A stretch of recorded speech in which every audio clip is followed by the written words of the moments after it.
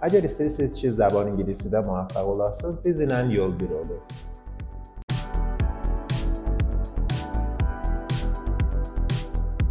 من دکتر چهرآزاد، دکترای آموزش زبان انگلیسی دانشگاه تبریزم. 14 ildir ki, به عنوان مدرس زبان انگلیسی دانشگاه دولتی و دانشگاه تبریز مشغول تدریسم.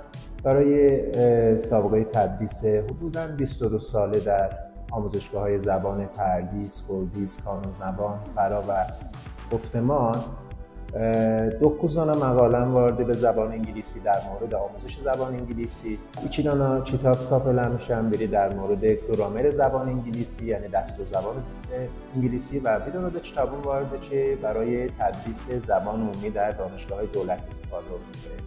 معمولاً دوره‌هایی که من özüm به عنوان مدرس تدریس دارم، دوره‌های مختلف چه مثلا مکالمه پیشرفته، تافل، آیلتس و کلاس‌های TTC، هر دوره که اوضاع مثلا شرکتمندای کلاس به خاطر یادگیریش اتفاق شد کلاس‌ها گذشت زمانه حسلا نزدن. و ما burada o dövrələri ki sizin xidmətinizdə olacaq, دورهای تافل، آیلتس، مکالمه فشرده، TTC، ترجمه پیشرفته، گرامر پیشرفته olacaqdır و müəllimləri ki və əsatidi ki burada cəzb olacaqlar دارای keyfiyyət بالای تدریس olacaq.